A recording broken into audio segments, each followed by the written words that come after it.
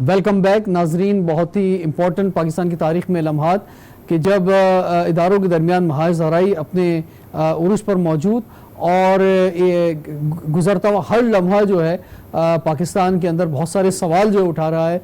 फैसला जो जनरल परवेज़ मुशर्रफ के हवाले से आया सज़ाए मौत का, और उसमें 3 में से 2 जजेस ने उसकी हिमायत की, और उसके बाद ख़ास तौर पे तफसीली फैसले में पैराग्राफ 66 जिसमें एक ही जज जो जस्टिस सेठ वकार जो हैं उनकी राय में जो बात की गई, और पाकिस्तान की इस वक्त दुनिया में इस पर बहुत सारा सवाल उठाया जा रहा है कि जनाब आप ये फैसला दे रहे हैं आज के इस दौर के अंदर कि जब सज़ाए मौत पे ही बहुत बड़ा सवालिया निशान है कि जनाब लाश को अगर वो ज़िंदा नहीं रहते हैं, लाश को ला के जो है वो डी चौक पे लटकाया जाए 3 दिन तक।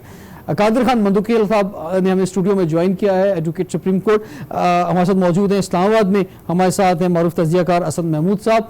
कादिर खान मंदुकील साहब, ये जो पैराग्राफ है 66 जो है, आप क्या समझते हैं कि वो कहते हैं ना कि एक शख्स जो कि बिस्तर पे ऑलरेडी मौजूद है, मुशर्रफ साहब से जो मतलब तवील उनकी अदालत हम देख रहे हैं पिछले 3-4 सालों के अंदर, ख़ास तौर पे हॉस्पिटल या घर वो बेड पे ही मौजूद हैं, तो उनको टारगेट करके जो बात की गई है, तो बेसिकली ये मुशर्रफ साहब को नहीं कहा जा रहा है, ये इदारे को कहा जा रहा है, ये इदारे को टारगेट किया गया है।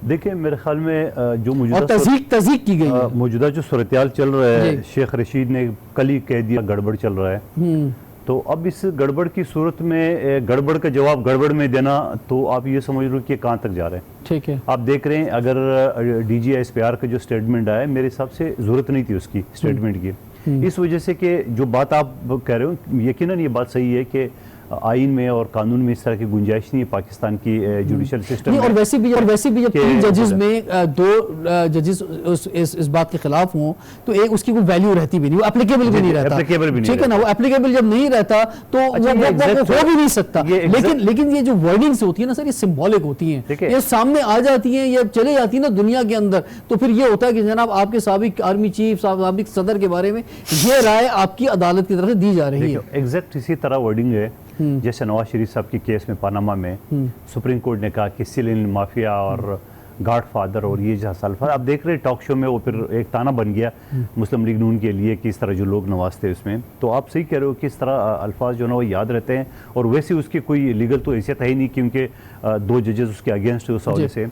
तो लेकिन फिर उसके बाद अटॉर्नी जनरल का फिर एकदम प्रेस कॉन्फ्रेंस का, देखो ये केस है स्टेट वर्सेस जनरल मुशर्रफ, तो स्टेट अगर प्राइम मिनिस्टर नवाज शरीफ साहब थे तो वो स्टेट कहलाता है, आज अगर इमरान अजीज साहब है तो भी स्टेट कहलाता है, तो वो उसके फिर रिएक्शन जो है ना वो चीज़। और फिर मैं एक सवाल ये करूँ, अभी पाकिस्तान बार कौंसिल ने भी उसकी मजम्मत की है, अब ये मामला कहाँ तक जा रहा है कि तहरीक इंसाफ खड़ी हो गई है, वहाँ फौज के तर्जमान खड़े हो गए, अटॉर्नी जनरल खड़े हो गए, यहाँ जो वकला है वो खड़े हो गए। इंसाफ नहीं, जो इस वक्त हुकूमत में जितनी जमातें हैं वो सब जो हैं वो इस फैसले की मजम्मत कर रहे हैं। वो मजम्मत तो उन्हें करना ही है क्योंकि वो आए इसी वजह से हुकूमत में जारी में 2-2, 4-4 सीटें वाला है, उनकी तो मजबूरी है एक लिहाज से। आप देख लें MK मौलवी भी पहुंच गए दुबई में और वहाँ जाके उनकी हिमायत की है, इस तरह जो है ना वो फिर उसके बाद अगर अब अख्तर मेंगल को ले ले, वो तो उसकी हिमायत कर रहे हैं इस फैसले की, सारे हुकूमत वाले तो नहीं कर रहे, लेकिन अब जिसको जो चाहिए वो कर रहे हैं। लेकिन सवाल ये मेरा कहना है कि ये मामला आखिर जा कहाँ रहा है और ये कहाँ तक जाएगा। इसमें आप समझते हैं कि जो लोग हिमायत कर रहे थे, अभी हमारी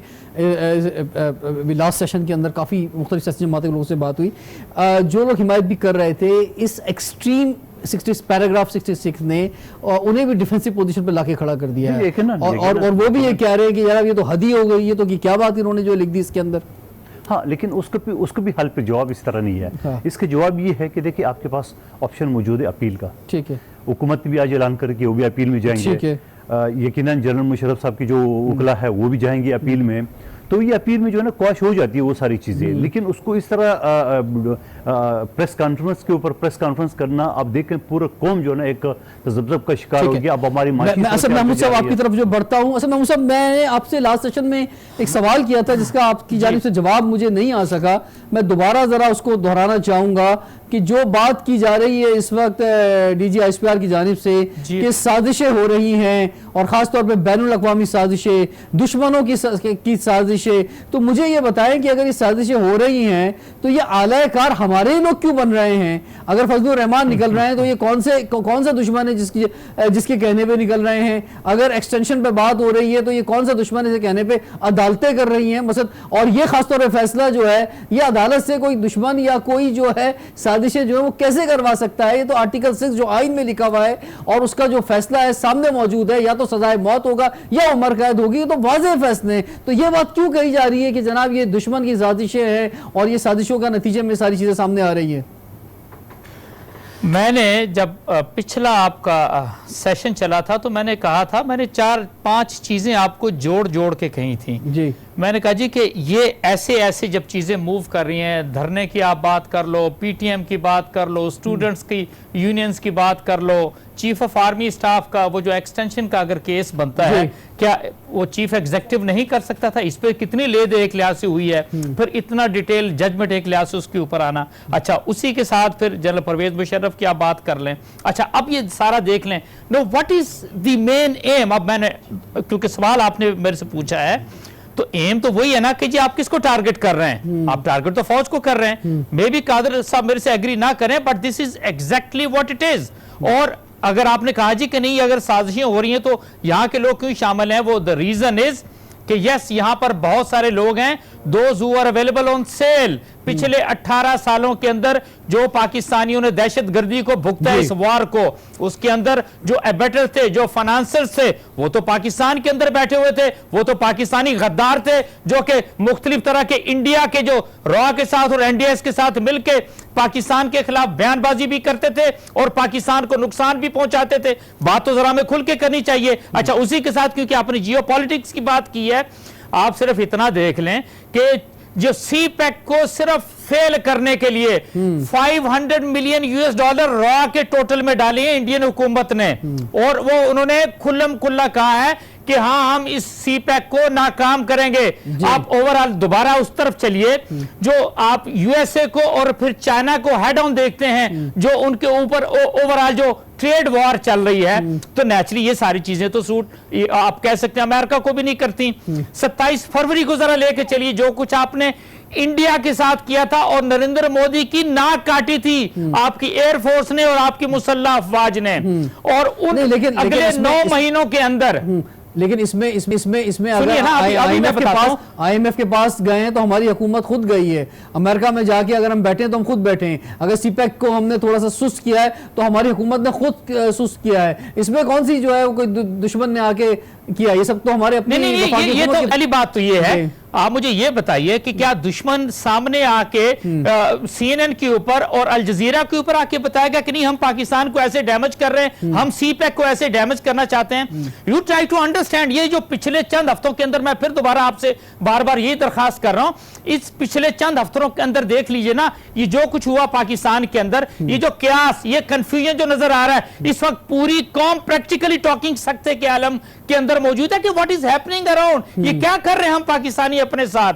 तो देखिए सवाल तो किया जाना बनता है ना, अगर पाकिस्तान को कोई तकलीफ होती, कोई नुकसान होता है, हम सारे जिम्मेदार आते हैं ना, तो जो वो तमाम बड़े इदारे हैं क्या उनकी कोई रिस्पॉन्सिबिलिटी नहीं आती? एक बड़ा सवाल उठाया जा रहा है, असद महमूद साहब, बड़ा सवाल उठाया जा रहा है कि मुस्तकबिल में पाकिस्तान में जमहूरियत का सिलसिला बरकरार रहे, जो माजी में होता रहा है वो ना हो, ये उस सिलसिले में भी इकदाम हो रहे हैं, और कोई जो है इमरजेंसी फिर ना लग सके, डिक्टेटरशिप जो है पाकिस्तान में दोबारा ना आ सके, और जमहूरियत का बरकरार रहे। मेरा ख्याल है इन चीजों को भी थोड़ा सा साइड पे कर दे। 11.25 साल हो गए, there is no military people involve actually in the government. आप मुझे ये बता दीजिए, आपको कहां से लगा जनरल बाजवा की इंटेंशन से, आज जनरल राहील शरीफ की इंटेंशन से कि नहीं वो हुकूमतों का तख्ता उलटना चाहते हैं, या जनरल कियानी की कोशिशों से? फॉर गॉड सेक लोगों को सच बताइए, क्यों अपनी फौज को मिलान करते हैं हम लोग यहां बैठ के? ठीक है, लेकिन इसमें जो सियासी जमातें सवाल उठाती रही, वो सिलेक्टेड वजीर आजम कह के उठाती रही कि, और उसमें फजलुर रहमान साहब की बात की आपने, मैं इसका भी जवाब, उसकी वजह यह है, रिजवान मैं सवाल आपका ले लिया। देखिए एक आपको मैं बात बताऊं, ये दोनों जमातें पीपल्स पार्टी और नून लीग पिछले 10 इन्होंने मुल्क का बेड़ा गर्क कर दिया। मैं खुल के बात कर रहा हूं आपके सामने। 8 से लेके 13 तक, 13 से लेके 18 तक आप ये देखें इन 10 सालों के अंदर मुल्क को कहां लेके चले गए हैं, कर्जे कहां से कहां चले गए। सारी की सारी इंडस्ट्रीज को इन्होंने बंद करा दिया। पीआईए को ले लें, स्टील मिल को ले लें, रेलवे को ले लें। 36 अरब डॉलर इन 5 सालों के अंदर पिछले उन्होंने कहा जी कि हम बिजली घर बना रहे हैं फॉर गॉड से। लेकिन सर ये पिछले 1.25 साल से वो जो जितनी भी चीजें उन्होंने ठप की थी ये खुल नहीं पाई हैं, ये और ठप हो रही हैं। थोड़ा सा माशी सूदा ठीक है। अब मैं इसी तरफ जो हमारा आज का दिन है इसी तरफ हम रहते हैं, जो हमारा मौजू है उसी तरफ हम रहते हैं। थोड़ा सा आगे निकल गए हम। कादिर खान मदुखैल साहब, बात ये है कि आपने सोशल मीडिया पे देखा होगा इस वक्त मैं खुद भी ये देख रहा हूं कि कौन सा पाकिस्तान में ऐसा शख्स है जो जिंदगी में परवेज मुशर्रफ साहब से एक दफा भी मिला है। उसने अपनी तस्वीर जो है मुशर्रफ साहब के साथ शेयर की है सोशल मीडिया के ऊपर, और उसने इज़हार यकजहती किया मुशर्रफ साहब के साथ। वहां पर दुबई के अंदर भी मुशर्रफ साहब ने खुद पाकिस्तानी फौज का और अवाम का शुक्रिया अदा किया है कि जिस तरह से मुशर्रफ साहब को सराहा गया है। इस वक्त मुशर्रफ साहब के दौर के अंदर जो पाकिस्तान में तरक्की हुई उसके उस मॉडल को जो है सोशल मीडिया पे बहुत ज्यादा सराहा जा रहा है और इस फैसले की मजम्मत की जा रही है। देखिए ये तो आप कुछ लोगों की बात कर रहे हैं, अब मैं सर मेजॉरिटी की बात कर रहा हूं। आप सोशल मीडिया तो देखिए उठा के जरा, देखिए इस वक्त तो परवेज मुशर्रफ ट्रेंड चल रहा है इस वक्त सोशल मीडिया के ऊपर। देखिए मैं एक चीज बताऊं आपको, वो बहुत सारे लोग जो है ना वो जैसा असद साहब एक चीज़ होता है, हर आदमी इसी उसमें है कि चलो कोई अच्छे अल्फाज बोल दूं कि ये कर दूं, लेकिन रियलिटी ये नहीं है। रियलिटी ये है कि जो चौहान साहब है वज़ीर इत्तलात पंजाब के, वो कल मैं एक चैनल पे देख रहे उसने बोला पाकिस्तान की 1% लोग जो है ना वो परवेज़ मुशर्रफ के फैसले के जो है ना वो खिलाफ है। तो भाई यहाँ तो पीपल्स पार्टी और नून लीग तो सारे के सारे खिलाफ है, जो वो सारे खिलाफ है तो 1% है। तो ये भी हकीकत नहीं है। सोशल मीडिया जो आप देख रहे हैं यकीनन मैं भी देख रहा हूँ बहुत सारे, लेकिन बहुत सारे लोग खामोश हैं। पाकिस्तान मुस्लिम लीग और आप पीपल्स पार्टी की जो बात कर रहे हैं इसमें मुझे आप ये बताएं ना कि पाकिस्तान में कितने % लोग हैं जो वोट देते हैं, ठीक है, जो सियासी जमातों से वाबस्ता है, तो नहीं हुआ ना, ठीक है ना। पाकिस्तान में जो असल आबादी तो वो है जो वोट देती नहीं है, 70% लोग जो हैं, 1% तो नहीं हुए ना जी। और उनकी जो ताकत है इस वक्त सोशल मीडिया पे वो सबसे ज्यादा सामने आ रही है। देखिए ताकत तो ये है कि जो असद साहब फरमा रहे थे उस कि 10 साल में पीपल्स पार्टी और नून लीग ने गर्क के लिए बेड़ा, तो चलो अगर आप थोड़ी देर के लिए बाल करेंगे जैसे 24,000 अरब लिया है तो उन्होंने तो 11 महीने में 11,000 अरब ले लिया। तो जो ये कर्जे करो रहे थे तो उसके बाद फिर उसके अलावा आप टमाटर देख ले, आप डॉलर सवाल ये है कि ये सारी चीजें हैं। देखो अवाम, अगर अवाम ने अवल तो ये बात नहीं है सच, अगर अवाम ने तहरीक इंसाफ को मुंतखब की है तो तहरीक इंसाफ ने पिछले 1.5 महीने में तो उसे बदतर कारकर्दगी की है, तो ये भी तो बताया ना लोगों को। तो मैं जनरल मुशर्रफ साहब की तरफ वापस आता हूँ और उनकी जो तबीयत नासाज है, हमने भी जब अभी लास्ट उनका इंटरव्यू दुबई में किया, यानी खुद भी हमें अंदाज़ा हुआ बहुत ज़्यादा कि बस कि बेइंतहा उनकी तबीयत जो है इस वक्त इस पोजीशन पर है कि बस हम दुआ ही करेंगे कि अल्लाह ताला उनको ज़िंदगी दे। एक ऐसा शख्स जो बिस्तर मर्ग पे मौजूद है पहले से और जो बहुत ज़्यादा अपनी तबीयत ख़राबी की वजह से एक चैलेंज जो है अपनी फ़ाइट कर रहा है अपनी वहाँ पर, उसके ख़िलाफ़ ये बात कहना जनाब कि उसकी लाश को 3 दिन तक जो है वो डी चौक पे लटकाया जाए, ये तो नून लीग और पीपल्स पार्टी की जो आप बात कर रहे हैं उन्होंने भी जो है बोला है कि जनाब क्या अल्फाज इस्तेमाल किए गए फैसले के अंदर। मैंने तो शुरू में ये बात की है कि इसकी आईन और कानून में कोई गुंजाइश नहीं है, ठीक है। अब आईन और कानून में अगर गुंजाइश नहीं है तो इसका रिएक्शन इस तरह नहीं होना चाहिए।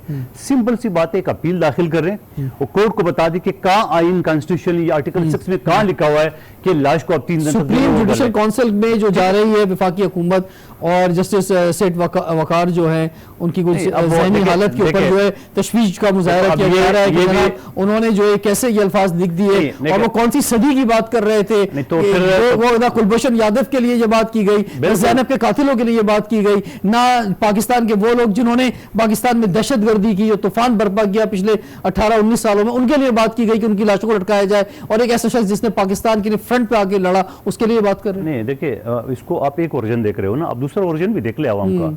ये सारी चीजें हैं तो उसके अलावा फिर लोगों को सब भी याद है, लोगों को लाल मस्जिद भी याद है, लोगों को वज़ीरिस्तान भी याद है, लोगों को अकबर बुख्टी भी याद है, लोगों को सब चीज़ याद है, और वो जो कराची में मेरे लोग हैं वो भी याद है सबको। या कराची में जो आप देख रहे हैं कितने, तो सवाल ये है कि दोनों तरफ आप देख ले, लेकिन सवाल ये है कि फिर हम आर्टिकल 25 को भी देख ले, हाँ इनमें क्या लिखा हुआ है, इक्वलिटी है, सब लोग बराबर है, ये चीज़ भी देख ले। और फिर दूसरी बात इसका मतलब है कि कोई अगर मैं आपके साथ किए जो पैरा नंबर 66 है वो बिल्कुल नामुनासिब नहीं होना चाहिए, लेकिन फिर आप जजेस को एबनॉर्मल कहेंगे, आप जजेस को दिमागी हालत करेंगे, इस तरह ये फायज इसाक के खिलाफ आपने किस तरह की है तो लाइन लग जाएगी। जब ये लाइन लग जाएगी यानी जो जज आपके खिलाफ फैसला देंगे फिर आप उसको आर्टिकल 209 के तहत जाएंगे, तो ये भी मुनासिब नहीं है। सवाल मेरा ये सिंपल सा ये मामला खामखा जो उसको उलझाया गया, सिंपल से एक फैसला आ गया, आए दिन हम एज ए वकील कोर्ट में पेश होते हैं, एक फैसला आ गया आप उसकी अपील करें, अपील में आप नहीं मामूली फैसला नहीं है वैसे, मैं आपको बताऊं इस वक्त पूरी कौम के जज्बात को आप जो है वो अलग बात है, वो उड़ा रहे हैं, आप कह रहे हैं डी चौक पे आके लाश लटकाए और आप कह रहे हैं कि जनाब उसमें बात ना करें, उसमें जो है सिंपल फैसला है, आप जरूर जाके जो है वो बात आप जरूर करें, लेकिन पार्टी तो ना बने ना। आप इस तरह पार्टी बन के प्रेस कॉन्फ्रेंस करें, गवर्नमेंट के मिनिस्टर बैठे हुए, अटॉर्नी जनरल बैठे हुए, तो ये भी तो मुनासिब बात नहीं। ये कौन है, किसका है? ये स्टेट वर्सेस जनरल मुशर्रफ है, तो स्टेट कौन है? इमरान खान की हुकूमत है,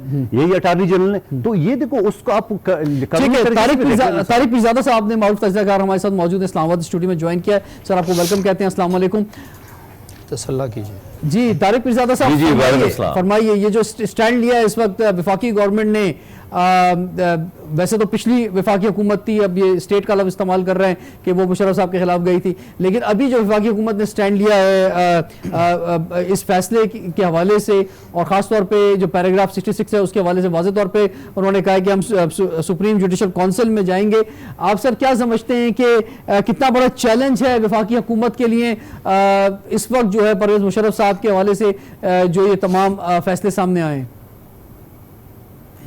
देखें, बात ये है रिजवान, कुछ बातें बुनियादी तौर पर समझने के लिए होती हैं।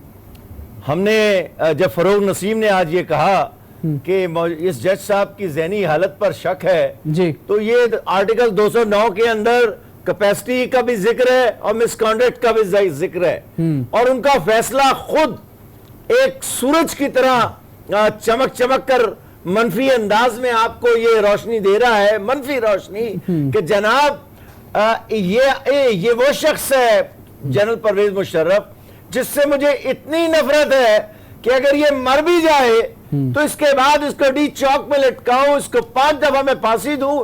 ये चंगेज खान की कोई औलाद में से जो इलखानी हुक्मरान थे ईरान के, वो अगर ये बात कहते तो जरा थोड़ी सी मुनासिब थी, लेकिन एक अदालत का जज, और मैं तो हैरान हूं कि वो जो कहा गया है आज शाम कि इनको जिसने जज मुकर्रर किया था, मुझे उनकी सलाहियत पर भी थोड़ा सा शक होने लगा है।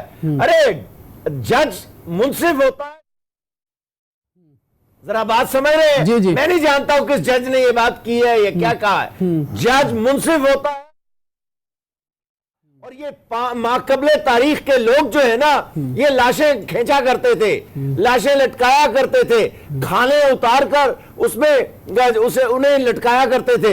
ये वो रवैया है, और जो शख्स इस रवैये के साथ फैसला लिखता है वो तो इंसान, उसके जज तो क्या इंसान होने पे भी लेकिन तारिक पीरजादा साहब, ये जो डीजी एसपीआर साहब, आपको मेरी बात समझ आ गई है? आपकी बात, बिल्कुल समझिए आपकी बात। अगली बात करते हैं। मैं अगली बात की तरफ बढ़ना चाह रहा हूं। बात यह है कि जो निशानदेही की जा रही है तारिक पीरजादा साहब के, क्योंकि आप दुनिया के बहुत से चैनल्स पे मौजूद होते हैं, मुख्तलिफ मुल्कों के टॉक शोज के अंदर हम आपको देखते हैं, तो ये फरमाएं कि ये जो बात की जा रही है साजिशों की, कि जनाब ये साजिशें की जा रही हैं, बैरूनी साजिशें हैं, ये कौन कर रहा है साजिशें? ये खासतौर पे हमारे इदारे फौज के खिलाफ जो है, और ये हमारे लोग क्यों आलादार बन रहे हैं उसके? जी अच्छा, मैं आपने बड़ा अच्छा सवाल पहले कर्नल असद साहब से भी किया था और मुझसे कर लिए, बहुत अच्छा किया। मैं आपको बताता हूँ, इसके 4-5 हिस्से हैं। पहली तो बात यह है, आपने फजलुर रहमान साहब का जिक्र किया था जी, आपको कोई ये बताने की जरूरत तो है नहीं कि ये जो देवबंद मुखालफत में वोट दिया था और जो हुसैन अहमद मदनी के वो पोते या क्या है, उन्होंने अभी कश्मीर के मसले पर उस मुर्दार मुजी नरेंद्र मोदी के हक में फतवा दिया है, और ये फजलुर रहमान साहब उसी अकीदे और उसी पार्टी के पाकिस्तान में नुमाइंदे हैं। लिहाजा पहला तो मैं आपको रिश्ता ये बताता हूं, और उसी नुमाइंदे को आपने इतने सालों तक आपकी रियासत ने कश्मीर कमेटी का चेयरमैन बनाया रखा, वो इतने सालों तक जो है आपकी पार्लियामेंट में रहा। अब आपने बात बदल दी, आज जो है आपने बात बदल दी। चले आप अपनी जगह पे रहे, चले आप अपनी जगह पे रहे, चले जरा जी जी, आपने बात ही बदल दी। आपने कहा कश्मीर कमेटी पर मुकर्रर किया गया, वो यही तो बात हो रही थी कि मुल्क के अंदर भी ऐसे लोग मौजूद हैं जो बाहर के लोगों के लिए आलायकार होते हैं। चुनांचे एक नाम तो मैंने ये ले दिया, दूसरा आपको एतजाज हसन का नाम लेकर देता हूं, जिसने सिखों की फहरिस्तें ज़िया के दौर के बाद उस तहरीक को खत्म करने के लिए ये एजाजुल हक मौजूद है, जिंदा है ज़िया का बेटा, उससे पूछे ये इसने दी थी और वो तहरीक पूरी खत्म की थी, वरना शायद आज सिखिस्तान की तारीख करतारपुर से वो राजीव गांधी से बायलैटरल मुआहिदा था ऑफ द रिकॉर्ड, एक तरफ से दूसरी तरफ का, वो इंडिया फिर गया था। जो डिमांड पाकिस्तान की थी वो उन्होंने उसके जवाब में नहीं दी थी, वो एक अलग मौजूद है। वजाहत कर दें जी, जरा वजाहत कर दें क्या कर रहे हैं। सर मैं आगे बढ़ना चाहूंगा, मैं इसी मौजू पे आना चाहूंगा जो आज का जो मौजू है। जरा सी बात करते हैं ना, अभी 4-5 बाहर के नुकात रह गए हैं। अच्छा चले, बाहर के नुकात आप पूरे करें, चले थोड़े से, जरा वेरी क्विक मगर। अच्छा, तीसरा, अभी कर्नल साहब ने सीपैक का जिक्र किया था, आपको मालूम ही होगा कि अभी चंद दिन पहले वो जो अमेरिका के असिस्टेंट सेक्रेटरी ऑफ स्टेट हमारे अफगानिस्तान और पाकिस्तान के लिए है, उसने बड़ी वजाहत से अमेरिका के एतराजात का जिक्र किया था। आप उनको अमेरिका के strategic partner India Narendra Modi जो दिल्ली उसके साथ मिलाकर देखे, उनके जो फंड उन्होंने तय किए पाकिस्तान में मुदाखलत करने के लिए, इसी तरह दहशतगर्दी के उस मामले को अफगानिस्तान के जरिए, अब आप कह रहे हैं कि बाहर से कौन लोग हैं, उसके जरिए ये कार्रवाइयां करवाने के मंसूबे, हमने तो अभी तक सखावत का मुजाहरा करते हुए, और यहां मुझे अफवाज पाकिस्तान से इख्तलाफ है कि अब तक तो कुलभूषण को फांसी हो जानी चाहिए थी और उसको होनी चाहिए थी डी चौक पे, उसकी लाश को 3 दिन लटकना चाहिए था, लेकिन आप जो है की लाश को लटकने की बात कर रहे हैं।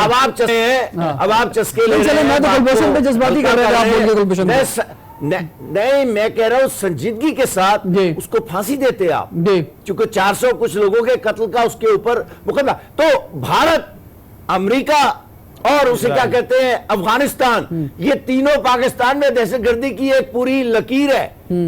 आप देख रहे हैं। लेकिन सर इसका आर्टिकल 6 पे क्यों मिलाया जा रहा है इसका मामला? एक तरफ क्यों मिलाया जा रहा है? इमरजेंसी करी, जजेस को कंट्रोल किया, बस जो भी मैं जवाब देता हूं इस बात का यार, बवाल किया है आपने कहा कि जनरल मुशर्रफ ने अफवाज पाकिस्तान में फूट डालने वाले सजा याफ्ता मुजरिम नवाज शरीफ को इक़्तिदार से क्यों अलहदा किया? इसलिए कि ये वो शख्स है जिसने श्रीलंका से आने वाले पाकिस्तानी चीफ ऑफ स्टाफ के जहाज को पाकिस्तान में उतरने से रोका था। अब आपको समझ आ रही है कि ये क्यों हुआ था, रोका का वाकया? वैसे तो वो जरा वज़ीर आज़म था, जरा सुने, और वो घबार वज़ीर आज़म बना था। जरा नहीं आपकी मालूम है, जरा सुनते रहिए। खास बात है ये,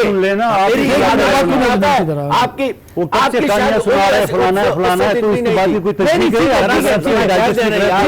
अच्छा बीच में मत मुदाखलत बातें कर रहे हो,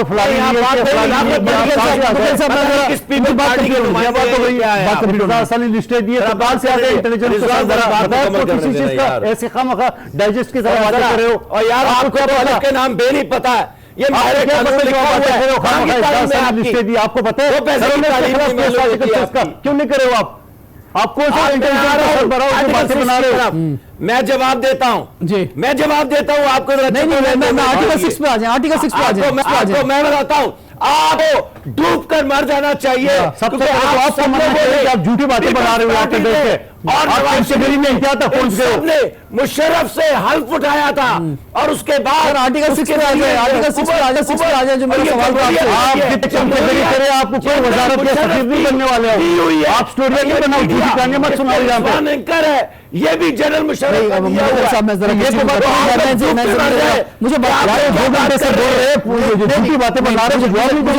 मुझे बात करने दें। टाइम एक ब्रेक का हुआ, ब्रेक के बाद हम कंटिन्यू करते हैं।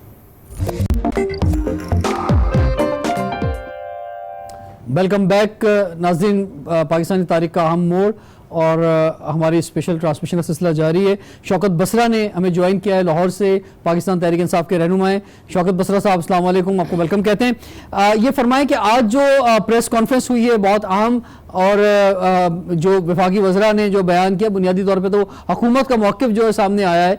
अभी हमारे स्टूडियो में यही डिबेट चल रही है कि जनाब ये रियासत की जानिब से केस था जो कि पिछली वफाकी हुकूमत ने जो है वो किया था जनरल मुशर्रफ के ख़िलाफ़, मसद संगीन यानी हाई प्रिजन का जो केस है। अब उर्दू में जो गद्दारी का लफ्ज़ है इस पर ही बड़ी डिबेट हो रही है, लेकिन जो आइन तोड़ने की जो बात है उसका तो अब जो है वो हुकूमत फेवर में जो है जा रही है इसके, और ख़ास तौर पे सुप्रीम कोर्ट में बड़ा इंपॉर्टेंट है कि हुकूमत का क्या जो है मौक़िफ़ होता है। गो के अपील तो मुशर्रफ साहब के जो वकला हैं उन्होंने ही करनी है। आप किस तरह से देख रहे हैं कि आप क्या कहते हैं कि जनाब ये जो फैसला आया है ये सजाए मौत, वो पैराग्राफ 60 तो मैं बात नहीं करना चाह रहा, वो हर एक ही उसके खिलाफ है। और दूसरी बात ये कि 3 में से वो एक जज की राय है जो कि एप्लीकेबल नहीं है, तो इसलिए हम उससे निकल कर जो है वो लाश लटकाने और 3 दिन उससे निकल कर हम फैसले की बात करते हैं कि जनाब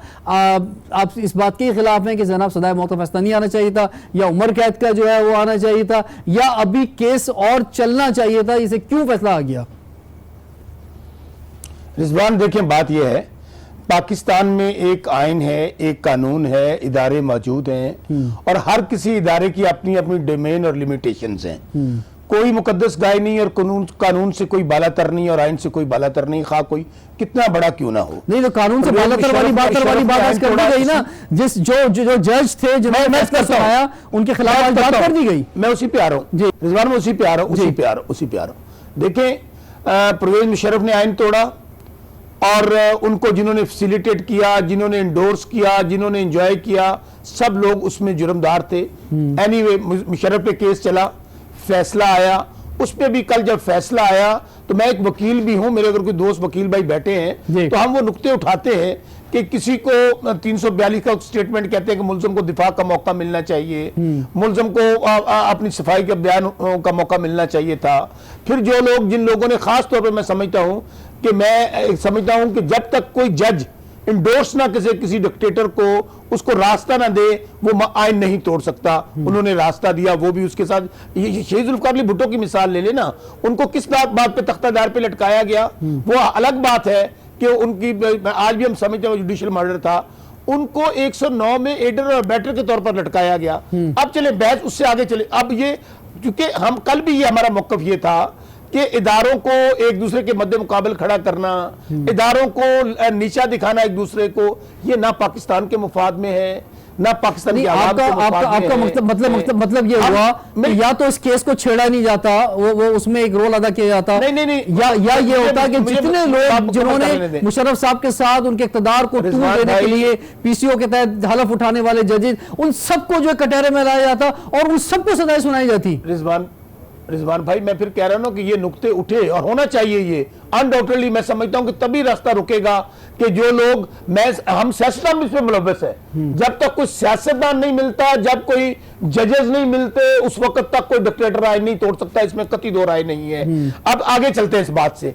आज का जो फैसला आया, देखिए, हम एक इस्लामिक कंट्री है, कोई बनाना रिपब्लिक नहीं है, यहाँ कोई तालिबान का एजेंडा नहीं है। हमें तो पहले कहा जा रहा है कि इस्लामोफोबिया है, ये मुसलमान जो जहां भी हैं इनका एजेंडा ही और है, ये खुद कुछ धमाके करवाते हैं। एक जज जब ये फैसला दे कि किसी की लाश को डी चौक में लटका दिया जाए, ये मैं फिर कहता हूं ये इनह्यूमन है, ये अनकॉन्स्टिट्यूशनल है, ये अनइस्लामिक है। हमारा वक्त जो था उसके ऊपर लोग जो मिठाइयां बांट रहे थे फैसले आने पर मुशर्रफ साहब के, वो भी मजम्मत कर रहे हैं। रिजवान भाई, इसीलिए मैं कह रहा हूं कि हमने उसी बुनियाद पे जो जज होता है अल्लाह के बाद उसके पास इंसाफ होता है, उसका पर्सनल मैंडेटा नहीं होता। अब जब मैं देखता हूं चीफ जस्टिस खोसा साहब का आखिरी 2 हफ्ते जिस तरह उन्होंने unwanted chief of army staff की एक्सटेंशन के लिए कानून बनाना पार्लियामेंट का काम है, ये उनका काम नहीं था कि उसके अंदर वो इंटरफेयर करते, उसको टेकअप कर लेते। पहले कहा गया जी एप्लीकेशन आई है, बाद में कहा नहीं आई है, फिर सो मोटो। फिर चीफ जस्टिस साहब का डिक्टेटर आमर की तरह यूं बाजू लहराना जी। कि हम बहुत जल्द फैसला दे रहे हैं, तो इन बातों ने, और फिर आज का जो फैसला जी। है, एक मैं समझता हूं बहुत अच्छी इब्तिदा हो रही थी, ये केस चल रहा था, ये चीजें होनी चाहिए, पाकिस्तान को बनाना कोई कानून से बालातर नहीं है, लेकिन इब्तिदा अच्छी हो रही थी, इसका मतलब आप कह रहे हैं कि फैसला जो आया था सजाए मौत का वो सही फैसला आया था, वो वहां तक बात ठीक थी, ये आगे जो लाश वाली बात है ये नहीं होनी चाहिए, आपका मकसद ये है कहने का? देखिए मैं फिर कह रहा हूं कि आइन के अंदर ये दफा मौजूद है, जब तक ये दफा मौजूद है, एक जज ने फैसला दे दिया। अब उसके लिए परवेज मुशर्रफ के पास रास्ता था कि वो जाके सुप्रीम कोर्ट में अपील कर देते। वहां पे जब रिएक्शन आया वो 2-3 बातों पे आया, और मैं खुद भी समझता हूं कि एक जनरल जो जंगें लड़ता है, और ये काम हमारी अदलिया का है, दोस्त पार्लियामेंट का है कि उसके अंदर हम तब्दीली करें।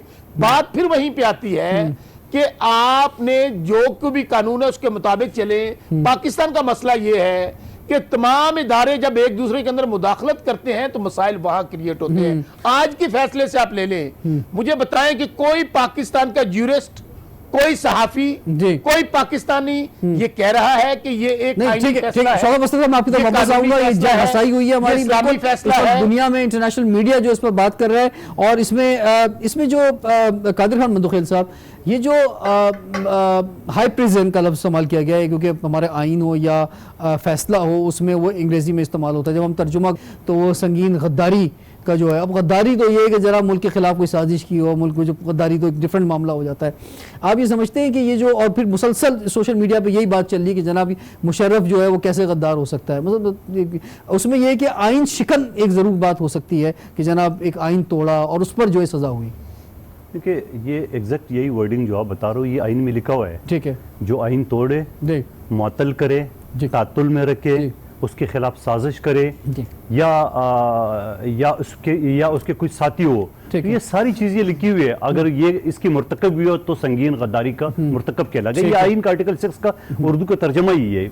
अब सवाल ये है जो शौकत बसरा साहब बात करें, यही बात एग्जैक्टली मैंने की है कि फैसला आ गया, अच्छा आया, सही नहीं आया। अब इसमें जो जज है नज़र अकबर साहब, कराची सबसे बड़ी पाकिस्तान एशिया की सबसे बड़ी बार है, 14,000 से ज्यादा वकला है। मैं दावे के साथ कहता हूँ एक भी ऐसा वकील नहीं जो इस जज साहब से खुश हो जो कराची में ये कराची का जज है। लेकिन ये इसका मतलब थोड़ी है कि हम उसके खिलाफ प्रेस कॉन्फ्रेंस करें, उसके खिलाफ वो कर दें। और फिर जो सुप्रीम जुडिशल काउंसिल में 1200 से ज्यादा एप्लीकेशनें पड़ी है मुख्तलिफ जजेस साहिबान के खिलाफ, वो भी एक अलमिया एक सोच है। सवाल ये है कि ये मामला आखिर जाएगा। मैं शौकत बसरा साहब ये हुकूमत के नुमाइंदे के तौर पर मैं इसे सवाल कर रहा हूँ कि प्रेस कॉन्फ्रेंस के ऊपर प्रेस कॉन्फ्रेंस, इसका ये आखिर इसका अंजाम क्या होगा? ये पूरे दुनिया में तमाशा नहीं बनेगा। काफी देर के बाद जो प्रेस कॉन्फ्रेंस हुई, ऐसा नहीं फौरी रिएक्शन जो है हुकूमत का नहीं आया। अब तो फौरी रिएक्शन आप किसे कहते हैं? 2 मिनट की बात तो नहीं होता है, पूरा बन जाता है, एक फैसला होता है। लेकिन सवाल ये कि मामला जाएगा।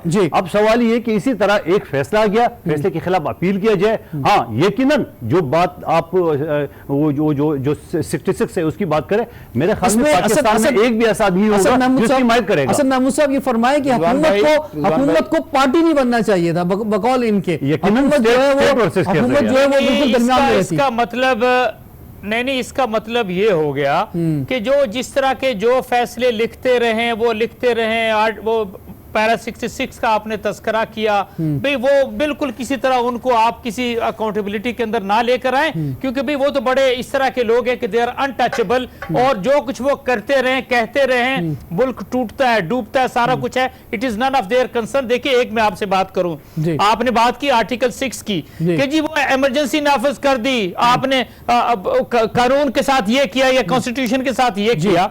आप मुझे ये बताइए ना, इसी मुल्क के अंदर हम रहते हैं, पिछले 11 सालों के अंदर मैं आपसे कहूं जिस तरीके से जो मनी लॉन्ड्रिंग हुई है, जो करप्शन हुई है, मेगा करप्शन हुई है, आर्टिकल 62-63 को वायलेट किया गया, लोगों को एजुकेशन नहीं दी गई, लोगों को हेल्थ नहीं दी गई सिंध के अंदर, क्योंकि कादर मंदोखेल साहब वहां पर मौजूद हैं, लोगों को। लेकिन सर लोगों को उनके राइट्स दिए गए, लेकिन इसका मतलब ये तो नहीं है कि आइन को तोड़ दिया गया है। जी नहीं, इसका ये मतलब नहीं है। मकसद कहने का ये है इन सबको उसके दायरे के अंदर लेकर आइए ना, क्योंकि वो सियासी हुकूमतें हैं, उनके पीछे लोग होते हैं, दे आर अनटचेबल, वो करप्शन करते रहे, उनको कोई पूछने वाला ना हो। और दूसरी बात ये है कि इस मुकदमे को राइट एक आइन और कानून के तहत चलना चाहिए था ना। 342 का जो राइट बनता है एक्यूज का, उसको देना चाहिए था। अगर वो अपने डिफेंस के अंदर चीजें लेकर आना चाहते हैं, उनको वो परमिट करना चाहिए था। बहुत टाइम दिया गया, पिछले 125 पेशियां गुजर जी हाँ बिल्कुल, काफी जो है टाइम दिया गया, लेकिन वो खुद पाकिस्तान से बाहर चले गए और यहाँ मौजूद नहीं थे। मुझे एक चीज बताइए ना, देखिए आखिरी उन्होंने ये कहा जी कि आप मेरा यहां पर आके स्टेटमेंट ले लीजिए उस बेड के ऊपर हॉस्पिटल के। आपने कहा अच्छा, दूसरी देखिए किस जल्दी के अंदर ये सारी चीजें वाइड अप हुई, आप ये भी तो मुझे बता दीजिए ना। ये वैलिड पॉइंट है काफी हद तक। देखिए और जो चीफ जस्टिस का बयान आता है, और बिल्कुल उन्होंने जैसे मुक्का लहरा के एक लिहाज से कहा कि जी हाँ वो तो अभी उससे ऐसा महसूस हुआ कि जैसे फैसला जो है वो पहले से हो चुका था, उससे ऐसा महसूस हुआ। लेकिन सुप्रीम कोर्ट नहीं, यहाँ मुझे एक बात कहने देना, एक बात कहने देना। ठीक है जी, ये सारी चीजें साइड पर रख दें। क्या आप समझते हैं कि बल्दिया टाउन वाले इंपॉर्टेंट लोग नहीं थे? 260 के करीब लोग जो थे, क्या मॉडल टाउन के अंदर वो जो 14 लोग शहीद हो गए थे, वो किसी की जिम्मेदारी नहीं आते थे? या फिर आगे चलिए साहिवाल के जो लोग शहीद हो गए थे, इसके बाद अभी रिसेंटली जो PIC लाहौर के अंदर जो सारा कुछ हुआ है, वहां पे क्या किसी तरह का कोई एक्शन नहीं ले सकते? बहुत सारे लातादाद वाकयात भरे पड़े हुए हैं, बिल्कुल वाकयात तो भरे पड़े हुए, लेकिन उसका मतलब हरगिज ये नहीं है कि अगर वहां पे फैसला नहीं आया तो इसका मतलब है कि यहाँ पर भी ना आए। बिल्कुल नहीं है, लेकिन मैं फिर वही सवाल करता हूं। अच्छा, तारिक पीरजादा साहब मंदो खेल से भी कि जी क्या आप समझते हैं कि जिस तरीके से इन प्रोसीडिंग्स को चलना चाहिए था वो वाकई ऐसी मैं आपको मुख्तसर जवाब दे दूं। जो बल्दिया फैक्ट्री की आप बात कर रहे हैं, उसका जो सरगना है वो अमाद सिद्दीकी है, वो इस वक्त दुबई में बैठा है, उसको लेके आ जाए, क्योंकि मेरा हल्का कंस्टिट्यूंसी है, वहां 259 लोग जिंदा जलाए गए। चले अभी हमारा वो सब्जेक्ट अभी इस पे जरा फ्यूचर में डिटेल में बात करेंगे। तारिक पीरजादा साहब, ये जो इमरजेंसी की बात कर रहे हैं कि फैसला जो है ये बदनीयती की बुनियाद पर और जल्दबाजी के अंदर जो सुनाया गया है, इसमें थोड़ा सा अगर और वक्त दे दिया जाता, मुशर्रफ साहब अगर उनकी हालत ऐसी थी कि वो यहाँ नहीं आ सकते थे, उनसे वहां जाके जो खुद भी वो ऑफर दे रहे थे वहां जाके बयान ले लिया जाता तो शायद ज्यादा बेहतर बात होती। देखें रिजवान, चीफ जस्टिस ने जो 4-5 दिन पहले तकरीर की थी, उसमें 3 लोगों का जिक्र किया था, लेकिन उसकी सर उसका रिस्पांस आ गया है, उन्होंने बस फैसले से इसका ताल्लुक नहीं है। यार आप जब मुदाखलत करते हैं ना, चलिए आप फरमाइए, दलील का को थोड़ा मजा आता है ना फिर आपसे बात करने में। जी फरमाइए। अच्छा चले, नहीं जरा बात तो सुन लेना। जी। अच्छा, 3 चीजों का जिक्र किया था उन्होंने। मेरी आदत यह है कि मैं तजिए को तजिया समझ के करता हूँ, इसमें कोई चक्करबाजी मेरा पैदा करने का मकसद नहीं होता। तो जरा गौर से सुन लीजिए। और वो गुजारिश ये है कि 3 लोगों का, नवाज शरीफ का, यूसुफ रजा गिलानी का, और उसके बाद उन्होंने जिक्र किया अब एक फैसला आने वाला है मुशर्रफ साहब का। ठीक है, आपने नाम लेकर एन उस वक्त जबकि चंद दिन में वो फैसला आने वाला है, उस जज की दानिस्ता या गैर दानिस्ता तौर पर हौसला अफजाई फरमाई है कि जनाब देर ना कीजिए, तशरीफ फैसला जल्दी लेकर आइए। और फैसला जल्दी लाने का मतलब इंसाफ में इंसाफ का खून करना होता है, खास तौर पर फौजदारी मुकदमात में जहां पे जिंदगी और मौत के मसाइल होते हैं। अगर किसी कानूनदान को यह नुक्ता नहीं पता है तो उसको दोबारा लॉ स्कूल में जाके तालीम हासिल करनी चाहिए। एक बात। दूसरी बात, जरा ये बात याद रखने की है कि ये जो इमरजेंसी इस मुल्क में मार्शल लॉ लगे हैं, उनमें अय्यूब खान के मार्शल लॉ को छोड़कर उसको मैं वाकई जिम्मेदार कर देता हूं, क्योंकि उसने 1956 का आईन तोड़ा, जिसने दोनों सूबों को पैरिटी की बुनियाद पर, बराबरी की बुनियाद पर, जबकि अक्सरियत बंगालियों की थी, हुकूक दिए थे, उसको छेड़ना नहीं चाहिए था। उसके बावजूद दूसरा हिस्सा यह है कि सबसे ज्यादा तरक्की पाकिस्तान में, मुझे कहना पड़ता है अफसोस के साथ, कि अय्यूब खान के दौर में हुई, उसके बाद कुछ नहीं हुआ। जरा ये बात समझने की है। तो आप ये देखें, लेकिन इसका मतलब ये नहीं है कि अगर उस दौर में तरक्की हुई तो आप सही जो है तर्ज हुकूमत था। जी नहीं, मैंने नहीं कहा। मैं तो पहले कह चुका हूं। अब मुशर्रफ के दौर में तो जब एक आईनी अदारा जिसका नाम फौज है, उसको उसमें फूट डालने के लिए एक सजा याफ्ता मुजरिम नवाज शरीफ, उसे क्या कहते हैं, एक दूसरे जनरल को फौज का सरबराह मुकर्रर करता है। ये वाकया ऐसा नहीं था कि जिस पे खामोशी इख्तियार की जाती। आप लोग बात को समझते ही नहीं है। ठीक है। पाकिस्तान की ये फाइट टूट जाती अगर ऐसा सर इमरजेंसी 2007 में नाफिज की गई थी, 3 नवंबर 2007 में, और ये 1999 का वाकया 12 अक्टूबर का, इसमें बहुत लंबा डिफरेंस है। वो 3 साल के लिए आए थे, जब अगर नवाज शरीफ इतना ही बुरा था तो 3 साल में इंतखाबात करा देते। चले उधर भी अगर एक बात मान ली जाए यार, मेरा ख्याल है आपका हाफजा जवाब दे गया है। आपको मालूम है कि क्या सूरत हाल थी 9/11 का जब वाकया हुआ है, तो अगर मुशर्रफ ना होता, पाकिस्तान पर जो बुश जूनियर हमला कर चुका होता, आपको मालूम है कि उसने बड़ी तदब्बुर का मुजाहरा करते हुए पाकिस्तान की खारजा पॉलिसी को तब्दील किया, और मेरे जैसा सिविलियन ये कहने पे मजबूर है कि अगर मुशर्रफ वो फैसला ना करता तो पाकिस्तान इस वक्त एक खंडरात का ढेर होता। आप लोगों को तो पता ही नहीं है कि किस शख्स ने क्या काम किया है। जी जी, 2 तरह से जंगे मुशर्रफ साहब जो है वो जंग एक कॉल पे ढेर नहीं हुए, बल्कि उन्होंने जबरदस्त अंदाज में जो है जो है बाजारी बात है, ये बाजारी बात है, ये बाजारी बात है। अक्ल की बात करें यार। अगर आप मैं आपसे सुनना चाह रहा हूँ ना अकल की बात, मैं तो अवाम की बात कर रहा हूँ। मैं बता रहा हूँ, नहीं अवाम की बात नहीं कर रहे, अवाम की बात वो है जो मैं कर रहा हूँ। अगर मुशर्रफ उस वक्त बुश का साथ न देता तो क्लियर था, either you are with us और विद द टेररिस्ट, और इंडिया वाली बात भी उसके साथ थी। उसने वो दानाई का मुजाहरा किया और आपके मुल्क को बचाया। 2 तरह से मुल्क बचाए जाते हैं, मैदान जंग में या जंग से गुरेज करके। ये बातें स्ट्रेटेजिक अफेयर्स की है। अब मुसीबत ठीक है, नहीं बिल्कुल, इसके अलावा मैं और क्या नहीं तारिक मिर्ज़ादा साहब, बात ये कि जो बातें आप फरमा रहे हैं, मैं अभी कादिर खान मंदुखेल से यही कह रहा था कि इस वक्त सोशल मीडिया पे मुशर्रफ साहब के फेवर में जो जबरदस्त स्ट्रेटेजिक अफेयर्स की बातें हैं। जी जी, नहीं मुशर्रफ साहब के दौर की बातें हैं, चाहे वो दहशतगर्दी के खिलाफ जंग हो, चाहे वो उस वक्त जो तरक्की हुई, वो इस वक्त जो है वो हम सोशल मीडिया पर देख रहे हैं कि भरपूर तौर पर मुशर्रफ साहब के सिपाही लाल मस्जिद याद है, अकबर बुगटी याद है, लोगों को मिसलीड कर रहे हैं यहाँ पे टीवी पे बैठ के। ये बताओ आपको मैं, और अगर यहाँ अकबर बुगटी का यस, यही मैं आपसे कहना चाह रहा हूँ। मैं आपकी तरफ वापस आता हूँ। जब आप बैठते हैं जगह पे लोगों को मिसलीड ना किया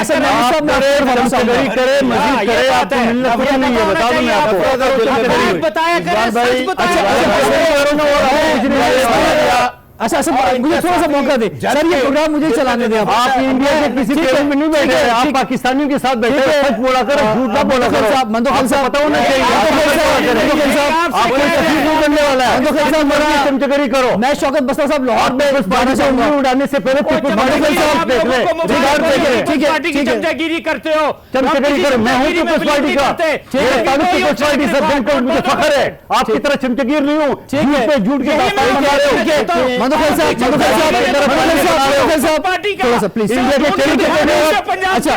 पीपल्स पार्टी को ढूंढ के दिखा। मैं लाहौर में शौकत बस्तर साहब आपकी तरफ जाना चाहूंगा। ये जो कारनामे तारिक मिर्ज़ादा साहब गिनवा रहे हैं परवेज मुशर्रफ साहब के, क्या ये इस बात की जस्टिफिकेशन है कि आपने जो आइन तोड़ा, जो इमरजेंसी लगाई, जो आर्टिकल 6 के हवाले से बात की जा रही है, वो बिल्कुल दुरुस्त हो गई? नहीं रिजवान, आपने बात का बेड़ा रिजवान बात मैं आपकी तरफ आऊंगा सर, मैं आपकी तरफ आऊंगा, मैं आपकी तरफ आऊंगा, मैं आपकी तरफ आऊंगा, क्योंकि फैसला जो आया है वो उन कानूनों की बुनियाद पे नहीं आया। फैसला जो आया है वो आर्टिकल 6 के हवाले से आया। शौकत साहब कंटिन्यू करें, शौकत साहब जी फरमाइए। रिजवान देखिए रिजवान, बात ये है, ये कोई लॉजिक नहीं है, ये कोई ग्राउंड नहीं है, ये कोई रीजनिंग नहीं है। परवेज मुशर्रफ ने जो आइन तोड़ा, जो इमरजेंसी लगाई, वो गैर आईनी और गैर कानूनी था, इसमें कतई दो राय नहीं है। अब बात सिर्फ इतनी है, हम लोग डिट्रैक हो रहे हैं, हम लोग बहस कर रहे हैं, तनकीद कर रहे हैं। खुदारा को पॉजिटिव गुफ्तगू कीजिए। इशू यहां पे बना है रिजवान कि जिस अंदाज में एक अच्छा काम जो होने जा रहा था, ताकि कोई भी आज के बाद अपने आप को आइन से ताकतवर ना समझे, कोई अपने आप को मुकद्दस गाय ना समझे, जो कोई गैर आईनी और गैर कानूनी काम करे उसे कानून का सामना करना पड़े।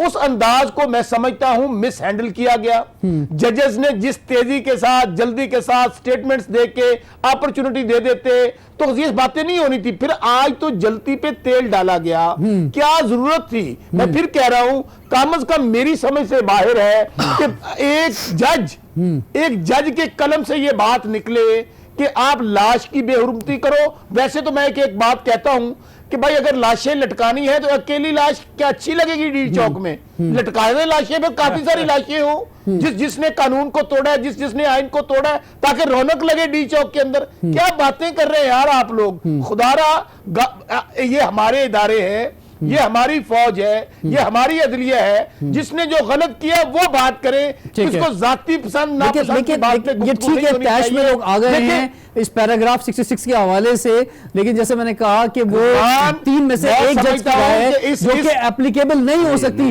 लेकिन लोग फिर भी जो है गुस्से में डिटेल फैसले के अंदर ऐसी बात आई क्यों लाश को डी चौक पर 3 दिन तक लटकाने की? नहीं, बहुत अच्छी बात आई है यार। सुने, आज पूरी दुनिया के अंदर क्या मैसेज गया है? क्या ये इस्लामिक स्टेट है? ठीक है, बहुत बहुत शुक्रिया अदा करता हूं अपने मेहमान इस्लामाबाद में, लाहौर में और कराची में कि आप सब तशरीफ लाए। आपका बहुत बहुत शुक्रिया। नाजरीन, जो आज बहुत इंपॉर्टेंट जो बयान आया डीजी ISPR की जानिब से, और हम सब ने जो है वो यकजा होना है, मुत्तहिद होना है, और वो साजिशें जो कि पाकिस्तान में हो रही है, कि पाकिस्तान की जो स्ट्रेटेजिक पोजीशन है और ख़ास तौर पर जो हम देख रहे हैं इस वक्त वर्ल्ड पावर्स की जो एक जंग है उसके दरमियान में पाकिस्तान मौजूद है। और इस वक्त जो दुनिया में जो मामला आगे बढ़ रहे हैं उससे बहुत ज़रूरी है कि हम मुत्तहिद होकर अपनी हुकूमत के साथ, अपनी पाक अफवाज के साथ खड़े होकर दुश्मनों का मुंह तोड़ जवाब भी दें, शाना बशाना खड़े भी हों। और ख़ास तौर पर वो आवाज़ जो हमें उठानी चाहिए थी, जो नहीं उठा पा रहे, ख़ास तौर पर जो हम इंडिया की बात करते हैं, वहाँ पे जो काला कानून शहरियत का इस वक्त आया है, जो भरपूर अंदाज में हमें उस पर आवाज़ उठानी चाहिए। हम इन चीज़ों की तरफ जो है लग गए हैं, हम उधर वो मुसलमान जो हमें देख रहे हैं हम वो आवाज़ नहीं उठा पा रहे। इसी तरह से और जो इंटरनेशनल इशूज़ हैं उसकी तरफ हमें आगे बढ़ना चाहिए। हमें उम्मीद है कि ये जो तसादुम इदारों के दरमियान हम देख रहे हैं, पाकिस्तान ने बहुत से नाजुक मामला देखे हैं, ये नाजुक मामला से भी निमट लेंगे और इंशाल्लाह बेहतर फ़िज़ा के अंदर, खुशगवार माहौल के अंदर हम अपने अज़ाइम जो है उसको कंप्लीट कर सकेंगे। रिजवान जाफ़र को इजाज़त दीजिए।